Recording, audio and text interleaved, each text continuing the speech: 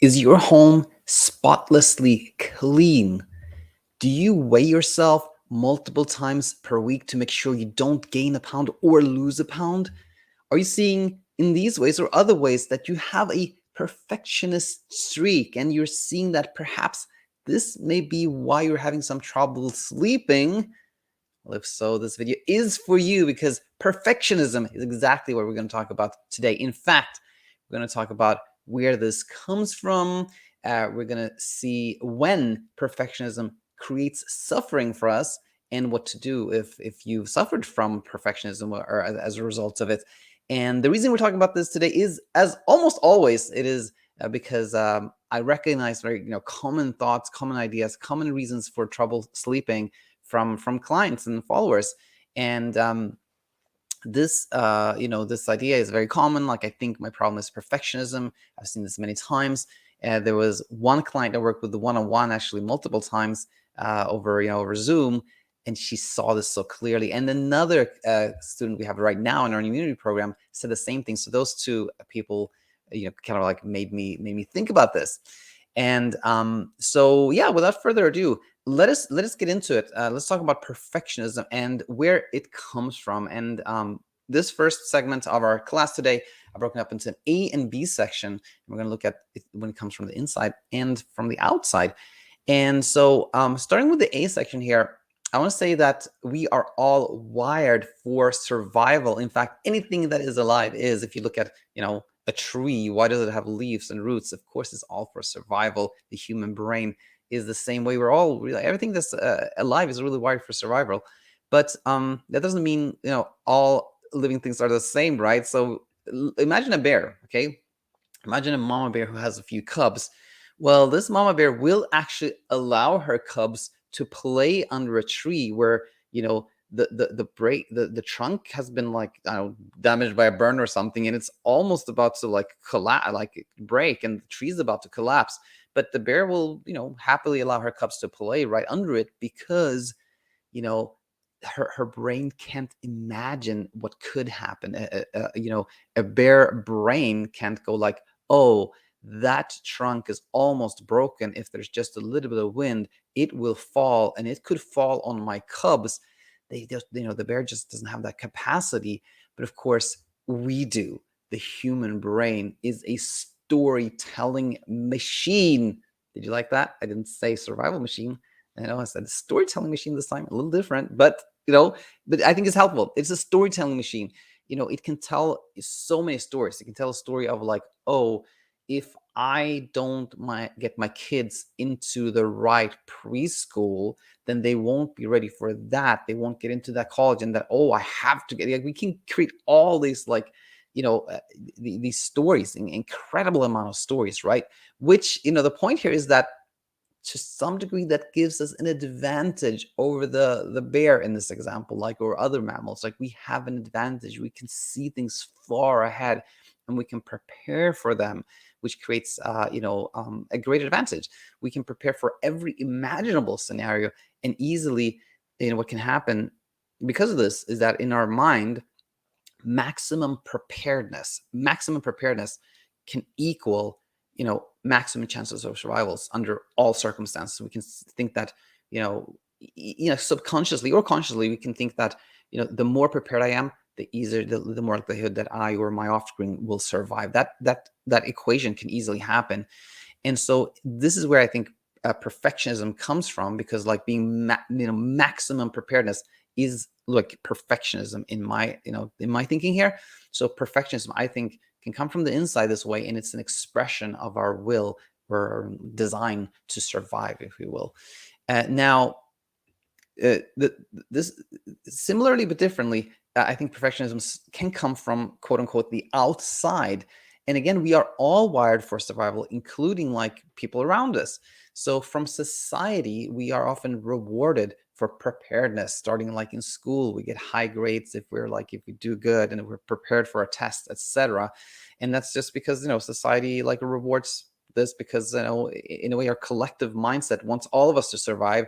And so often does so does our parents. Our parents wants us to survive and do well. So our parents often really like reward preparedness, like doing our chores and things like that. And it comes from a good place, but it can be quite tricky. In fact, realizing that our parents created this desire for perfectionism is a common insight, that in fact both these two clients I mentioned, they had this, but it was in both instances, it, you know it was not necessarily a sort of a pleasant insight. There was a great deal of pressure coming from the parents to like always do good, you can do better, no, this wasn't good enough, like that constant pressure to do even better created perfectionism in these two people. And that, you know uh, we'll see that doesn't necessarily translate to like a peaceful, a peaceful state of mind and peaceful sleep. And that's, I just mentioned that because again, I've seen this more than once, that like this perfectionist streak actually came from well-meaning parents, but parents who maybe didn't fully understand what was going on themselves, right? Which segues into like, okay, when perfectionism creates suffering, because I think that the desire to do things well and be prepared doesn't automatically lead to suffering. So when does it? So I want to say A here is like, I don't think perfectionism necessarily creates suffering when it's directed towards something tangible and that we're also detached from that. For example, I'm recording this on a MacBook, and Steve Jobs, I think, was known for being super, super, super perfectionistic. And I think clearly that that led to some amazing, like an amazing products, right? And now, so we can see that perfectionism, when directed at something tangible, like creating a wonderful product, can be something that really brings a lot of value to our society, to humanity. It makes our lives easier, right? But I don't know if Steve Jobs had peace of mind. I don't think so, based on his biography. And I think that when we are, even if our perfectionism is directed towards something tangible, if we're very attached to that outcome, then we're still going to be in the suffering. Like, oh, it's good, but it can be better. It can be better. It can be better. It can be better, right?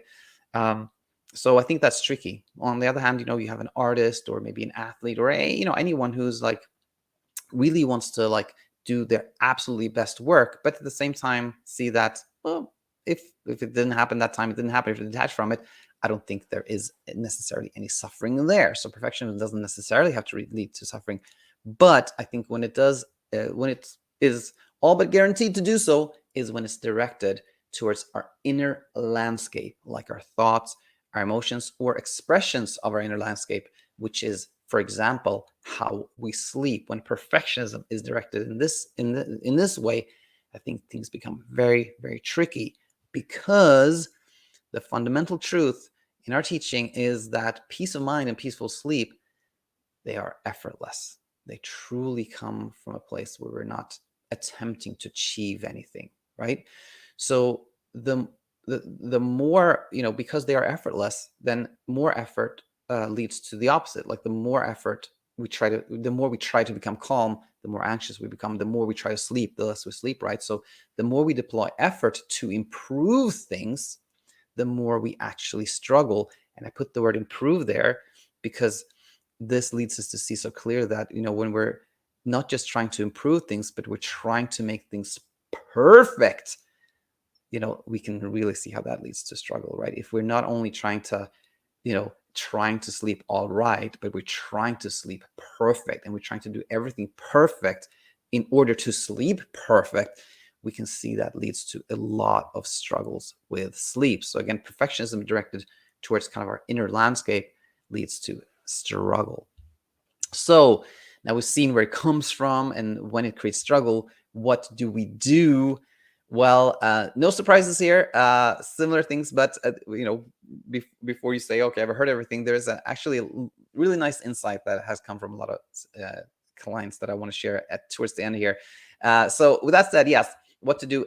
Understand that perfectionism comes from the same place as raising thoughts, anxiety, and insomnia. I think that's really helpful. I remember another person saying that, I think it was Sarah, actually, who was a guest on this channel. Yeah, Sarah, if you want to hear her story, she's one of the Talking Insomnia episodes here, she realized that the perfectionism was just another expression of anxiety for her. So seeing this and understanding this, and that these all come from a perfectly normal human brain that is a bit confused and misdirected, can be so helpful.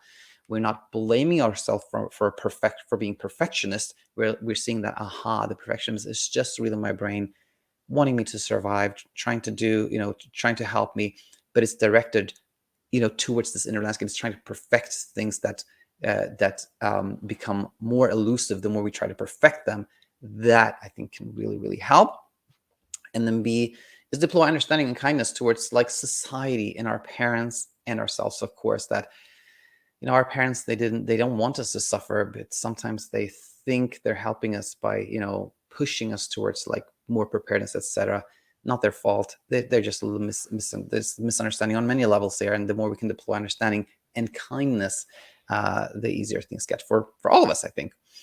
And then finally, I want to share something that I've heard many times, and it's it is this, like, and I was going to say it's not word for word, but it's actually almost word for word. I heard this many times. It's somebody's like really leaving the struggle, saying, I'm sleeping much better. My sleep isn't perfect, but then again, who has perfect sleep? And when I hear this, I'm always very encouraged, because I know the person saying this is no longer going to try to perfect their sleep. And the less we try to perfect it, the easier sleep happens by itself. So yeah, I hope this was really valuable and helpful to you. And let me know, as always, in the comment section what you thought. If you are indeed finding your way thanks to our free content here, that is wonderful. But if you're still struggling, if it's not easy to see how the pieces of the puzzle fit together, and if you'd like some help in arriving where you feel like yourself again, you're not struggling with sleep, and you're living, a free life, then please do head over to our website, check out our coaching options. And if you decide to join, we look forward to seeing you on the inside. With that said, hope you have a beautiful rest of your day, and see you back soon.